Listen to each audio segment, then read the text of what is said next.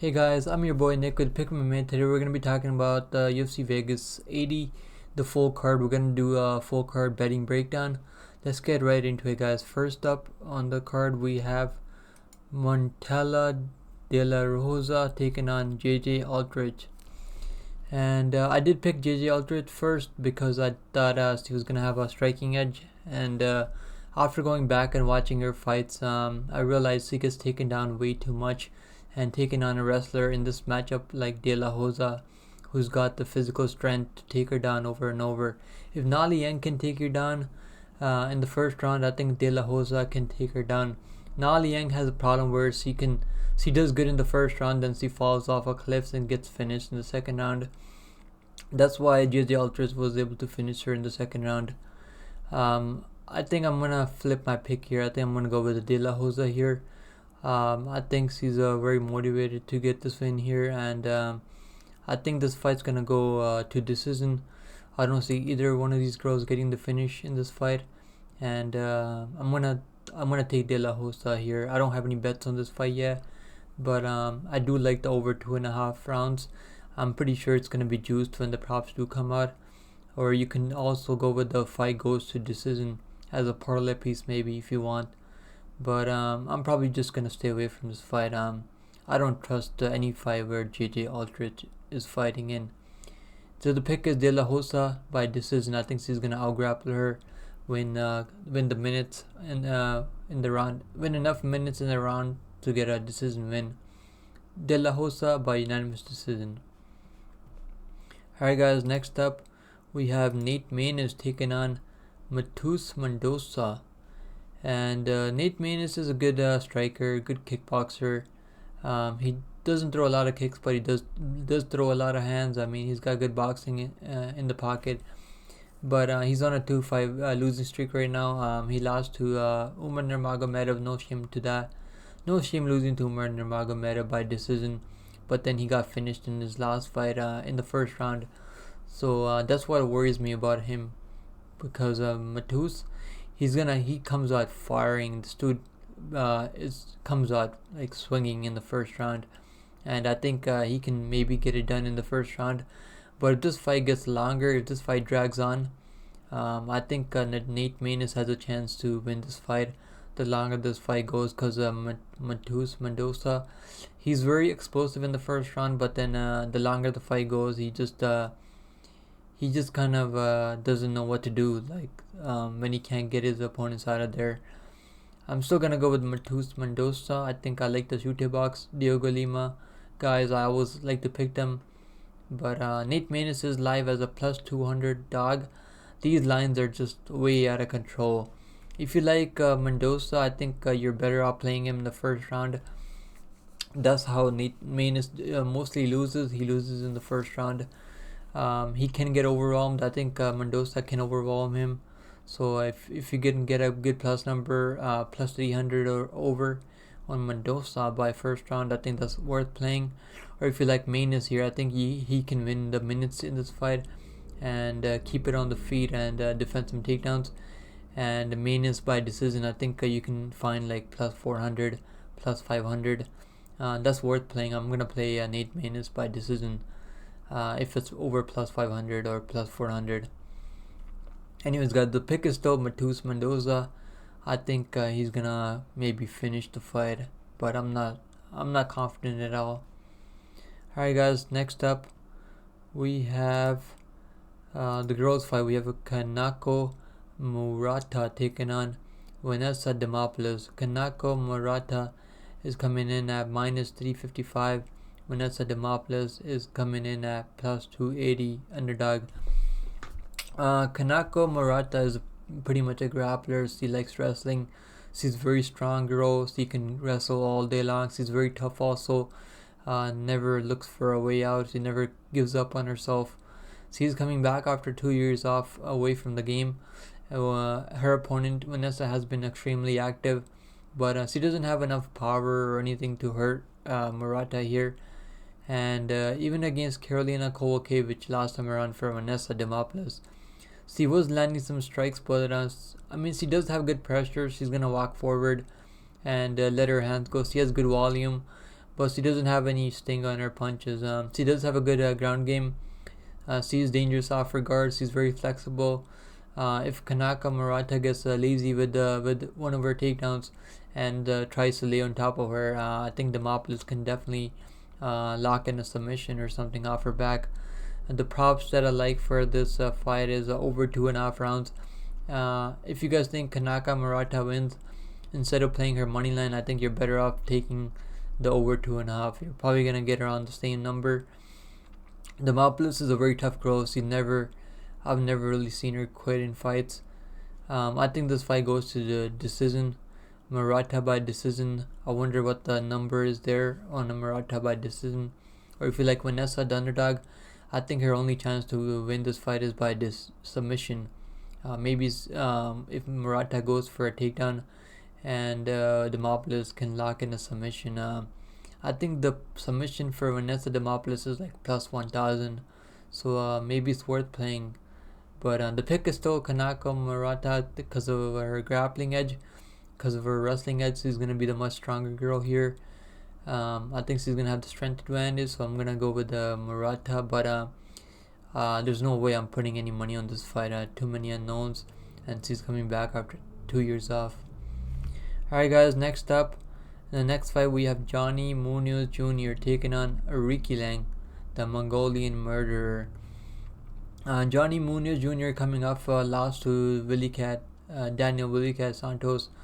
I had a lot of money on Willy Cat Santos in that fight, and I was very happy to see that Willy Cat was fighting smart and not engaging with Munoz in the guard. And Johnny Munoz kept pulling the guard every time. He wasn't comfortable standing on the feet. He can strike. I mean, he can win minutes. Doesn't have a lot of power in his hands, but he is able to land some kicks, land some hands. But if he strikes with Aoriqileng, I think he's gonna be in trouble because Aoriqileng has that power. But Aoriqileng he can get out grappled. That's the thing about Aoriqileng. I mean, you can't really trust this guy too much because he's dangerous in the first round, then he falls off a cliff in the second round and third round. And I think Johnny Munoz is live to win this fight, even if it goes long. I like the over 1.5 rounds in this. I think both of these guys, Aoriqileng coming off a first round knockout, I think he's gonna be a little bit tentative, engaging in the striking, coming off a brutal knockout in the first. It was like in the first minute he got knocked out. I remember picking Eamon Jahabi in that fight. Picked against Aoriqileng there, but the pick in this fight, I'm still gonna go with the Aoriqileng one last time. But I get it why Johnny Munoz is a slight favorite. I think he's a slight favorite in some books right now. But I do like Aoriqileng. I think he can maybe defend some takedowns and keep the fight on the feet and maybe light Johnny Munoz up on the feet. But I don't trust his cardio. I don't trust him at all. He has been submitted 3 times before, so he can get out grappled. So there's that. But in this fight, I think I like Aoriqileng as a pick. Excuse me, but I don't feel like betting on this fight. But the props to attack that I like, over 1.5 rounds.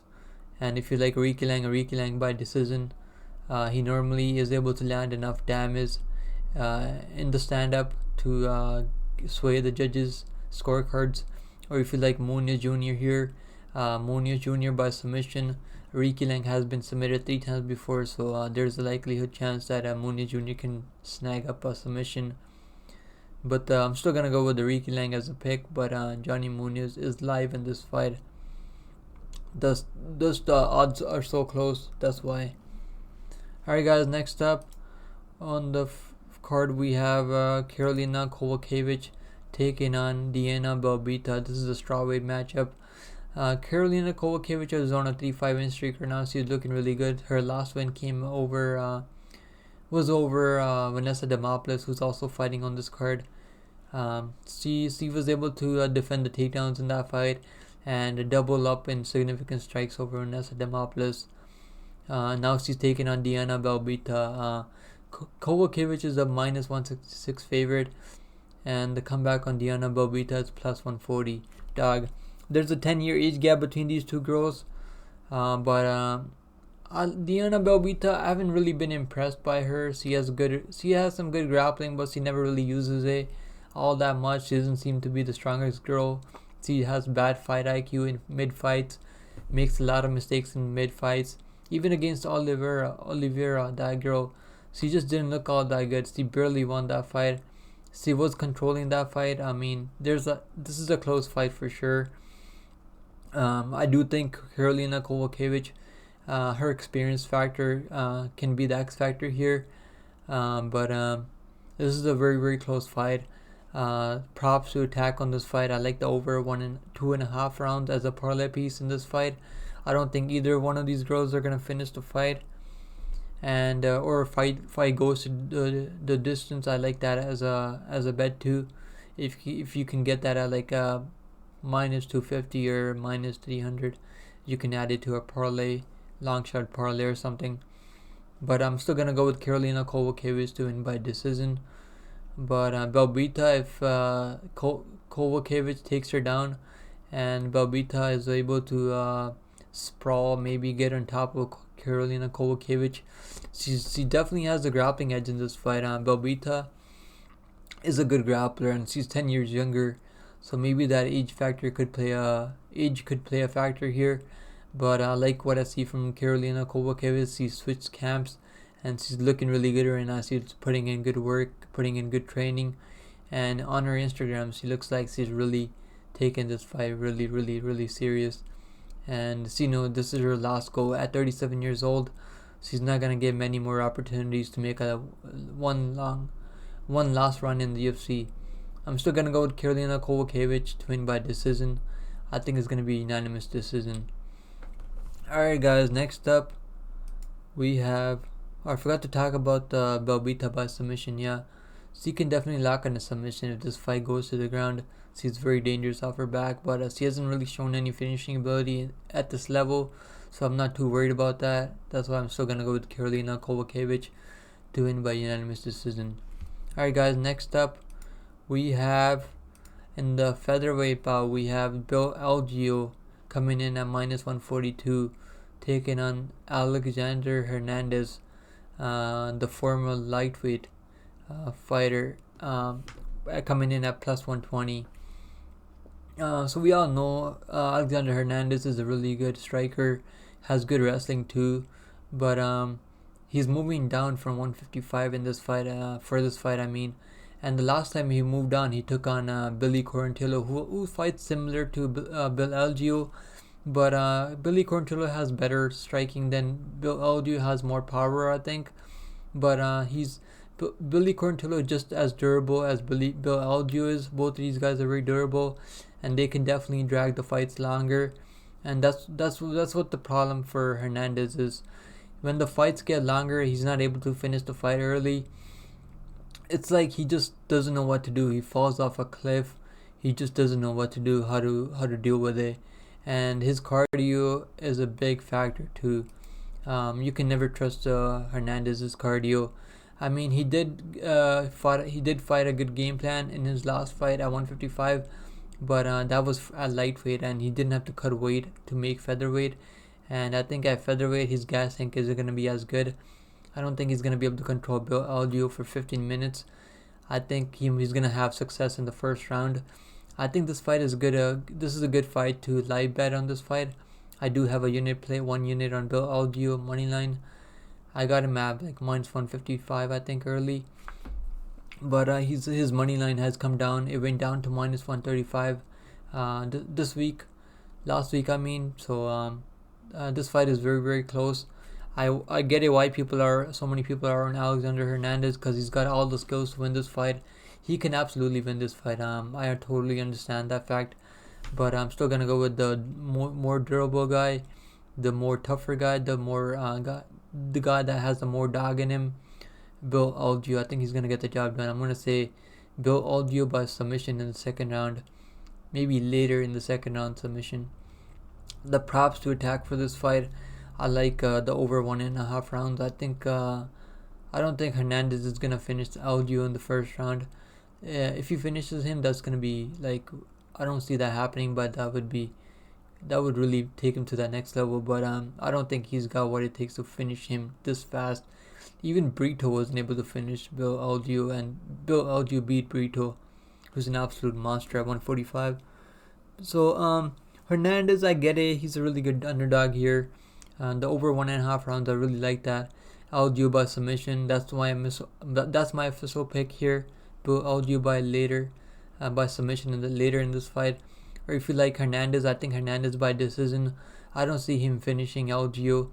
If Hernandez is able to get his grappling going, get his wrestling going, get that control time, mix in his striking, I think he can definitely win this fight.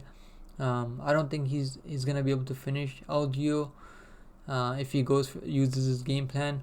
So if you can probably get a good number on Hernandez by decision, but the pick is Bill Algeo. I like him by submission. Just take his money line. I mean, don't waste your time with the props. The money line is very good value here. If you guys want to get plus money, I think wait to live bet this fight. I know Hernandez is always comes into the fight in the first round. He always wins the first round. Most of his fights, he always wins the first round of his fights. Then he falls off a cliff. So maybe you can get plus money on Bill Algeo. I'm probably gonna live bet Bill Algeo if I see him. If I see Hernandez slowing down after the first round and Bill Algeo starts picking it up. So Bill Algeo by submission is the official pick. But the over 1.5 rounds, I like that. Over 1.5 rounds, if you can get it at decent value, I like that play.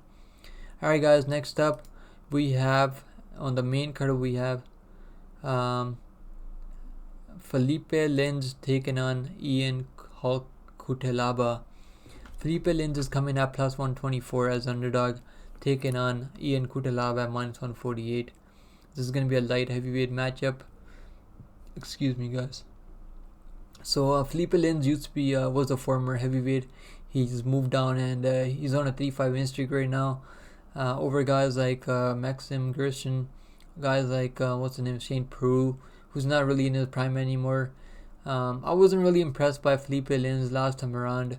He just put on one of the most boringest fights I've ever seen in my life. That was a horrible fight. And now he's going to be taking on Ian Cutelaba, who hits like an absolute truck. And he always brings the fire in the first round. Let's look at the props to attack. Cutelaba by first round finish. I like this. If you can get a plus 150, over plus 150, or even over plus 200, you never know what the books open the props up at.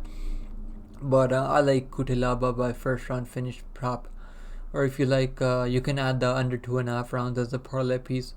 I don't think this fight's gonna go for 2.5 rounds.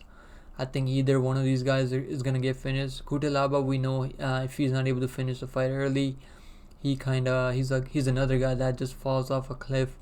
He's just like Hernandez. He doesn't know what to do. He gets finished himself a lot, just like Hernandez. So this is not a fight that you can really trust either guy. Maybe I don't know, man. This line's gone kind of crazy. I mean, I picked Cutelaba when it was even money, -1. I think it was minus 120 Cutelaba, and now he's minus 150. Like, that's absolutely crazy. I don't trust his cardio to be betting on this fight, but I might sprinkle. I might use under 2.5 as a parlay piece, and then sprinkle Lins by round 2 and round 3 finish, because Cutelaba always gets finished in the second and third round. Alright guys, the pick is still Cutelaba. I think he's gonna spark Lins in the first round, but if he doesn't, I think you guys need to hammer Lins, live bet him. You can probably get a good number on him. Anyways guys, let's go to the next fight now. Next up we have Dober taking on Aoriqileng. Both of these guys are coming off knockout losses. I think Aoriqileng's knockout loss was much worse because he got absolutely slept by Christos Giagos. He was like sleeping, looking at counting the stars. Dober, he got slept. He didn't get slept. I mean, he got knocked down by Matt Frevola, and Matt Frevola was grounding, pounding him, and the referee stepped in. I wish the referee gave him another couple of more seconds. I think he could have maybe survived the storm from Frevola, but Frevola had him bloodied up, man. He took a lot of damage in that fight, and that was the second time Dober was ever knocked out in his career. This is a lightweight matchup.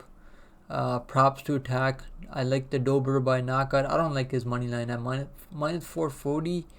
Bro, there's no way I can trust his money line or even put him in parlays.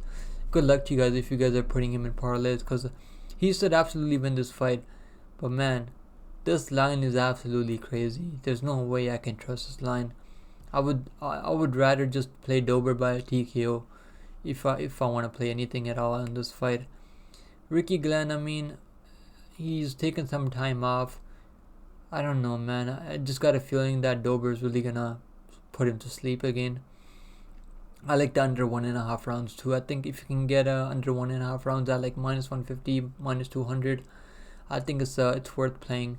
You can maybe add that to a parlay. I don't see this fight going into the second round. I think Dober, he's always comes off firing, and I think that power is gonna be too much. He's way too explosive for a guy like Aoriqileng, who likes to stay on the outside and kickbox. And I think Dober has a grappling edge also in this fight. He can also take him down and submit him. So Aoriqileng is a tough dude. He doesn't quit on himself, but I like Dober by knockout. Alright guys, next up we have Alex Morono taking on Joaquin Buckley. Morono is coming in as an underdog at plus 154, taking on Buckley coming in as a favorite at minus 185. This is a welterweight matchup. Buckley just moved down from middleweight. He made his welterweight debut against Andre Fialho, who doesn't seem to really have it anymore. I mean, Andre Fialho just got knocked out by Tim Means, who's like 40 years old. So I don't know like how much stock you can really put into that knockout for Buckley, but he did head kick him. He was patient in that fight. He was mixing in takedowns, but I hope he doesn't go for takedowns in this fight, because if he does, Alex Morono is super dangerous, man. This dude has some of the best Brazilian jiu-jitsu in the game, in the UFC. I think he's in the welterweight division. He has some of the. I think he's probably got the best jiu-jitsu in the welterweight division. He's really good also. I mean, he can strike also. He's really light on his feet. He can win minutes. He's really good at winning minutes, moving in and out of range. I think he can absolutely win this fight. I feel like taking Alex Morono, man. I picked Buckley a couple of days ago in the first picks video, but I feel like taking the underdog Morono here. I might change my pick after the weigh-ins, but for now, man, I'm gonna take Alex Morono. I'm gonna take a shot on him. He's like what, 12-4 in the UFC or something like that. Like absolutely ridiculous. I don't think people put enough respect on him, and he's beaten some good guys, man, and he's got some good wins. He can strike too. He can grapple too. He's gonna have a grappling edge in this fight.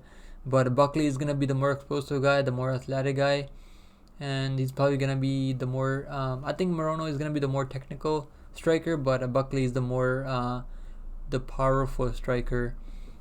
The props to attack for this fight, I like Morono by decision. I think he can be the minutes. He can win minutes in this fight, and Buckley sometimes he's just waiting for the knockout. He's just looking for the knockout sometimes, but he did show good patience in his last fight. He was being patient, mixing in takedowns. But if he tries to go for mixing a takedown here, Alex Morono has a nasty guillotine. He's super dangerous, man. Both of these guys have been knocked out. I think Morono's been knocked out 3 times in his career. Buckley's been knocked out 4 times.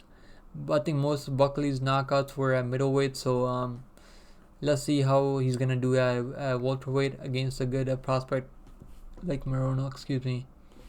Yeah, I like Morono here. I'm gonna take a shot on him as an underdog. These lines should be a lot closer, because Buckley, he does make mistakes in his fights. I mean, he has shown good cardio. I haven't really seen him slow down last fight, but he does make mistakes. If he goes for takedowns in this fight, I think he can get submitted. But Buckley's never been submitted before. But I'm gonna take a shot on the Alex Morono here. Props to attack: Morono by decision, Buckley by TKO, and over 1.5 rounds. I like the over 1.5 rounds. I might play this myself. I think if you can get a good value on the over 1.5 rounds, Both these guys are very tough and durable. Both these guys don't quit on themselves, and most of their finishes come in the later in the second and third round. Even Alex Morono, he got knocked out by Ponzinibbio. Even though he was dominating the whole fight, he was dominating Ponzinibbio.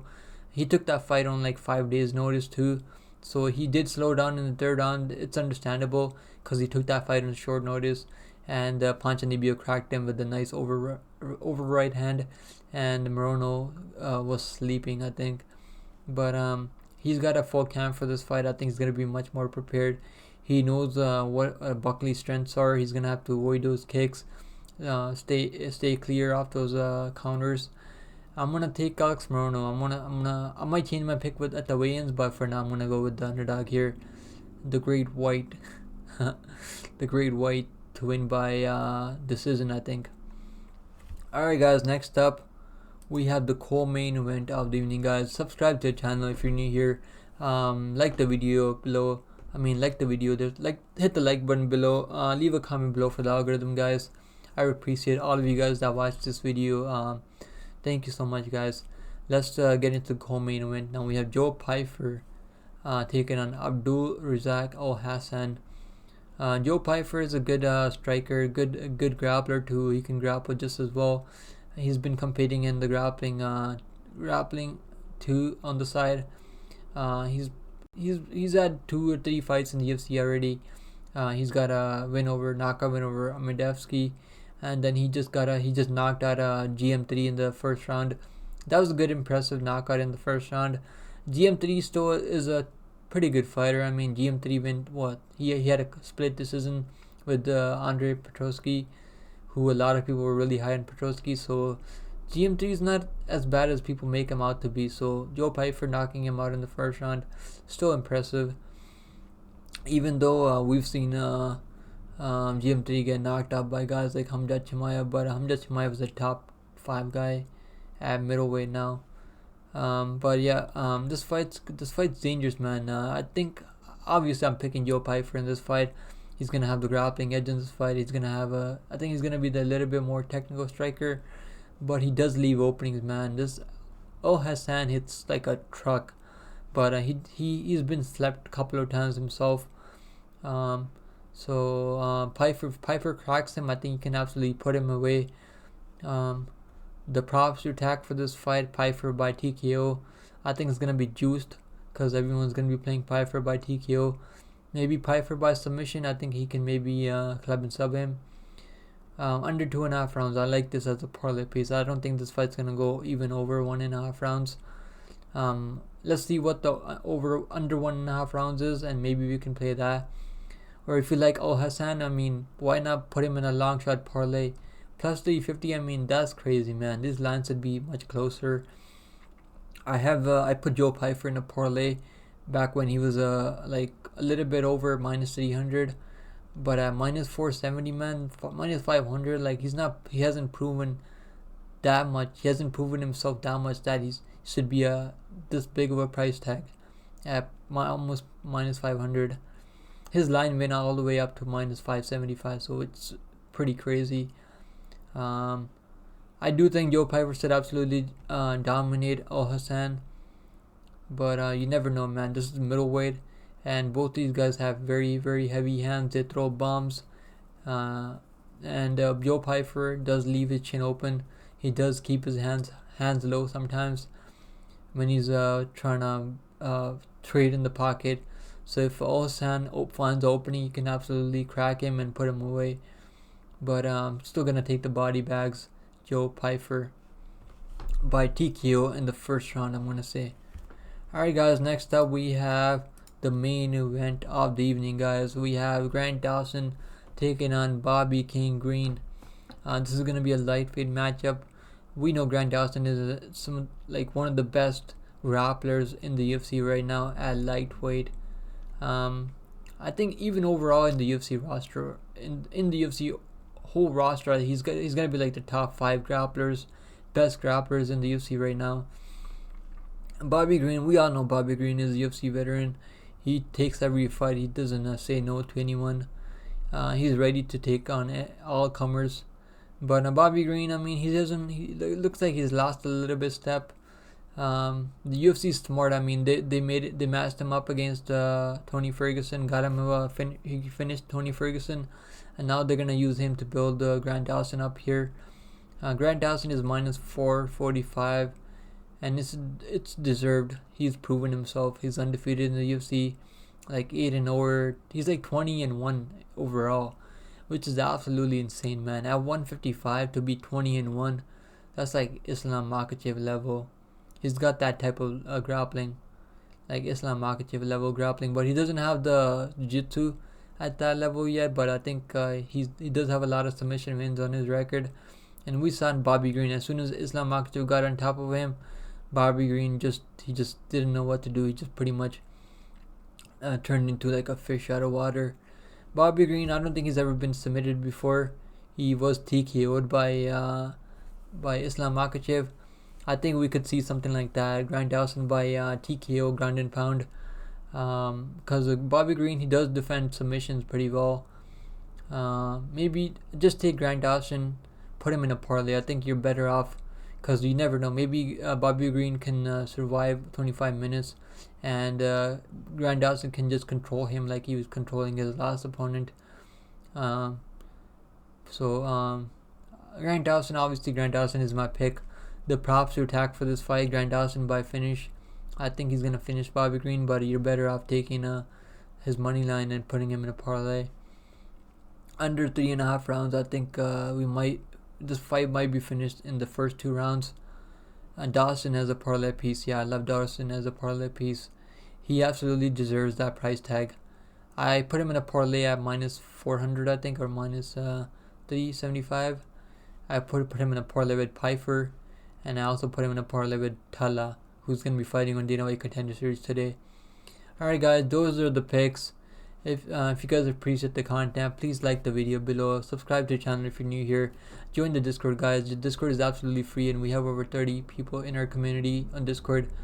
And if you guys have any questions, you can always ask me. On Discord, I always reply to everyone. Please share this video if you can. Tell your friends about the channel. Let's hit 300 subscribers, guys. It's absolutely crazy. We just hit 271 subscribers. Like, that's absolutely wild. In just 1 month, like, that's absolutely crazy. We got like 170 subscribers in 28 days, so that's absolutely wild. I'm gonna keep grinding. I'm gonna keep making this content for you guys. Let's freaking go, guys. Let's freaking go. Let's hit 500 subscribers. I know we can do it. If I keep grinding, making these videos, I know we can do it, guys. Anyways, guys, take care of yourself. Stay safe out there, guys.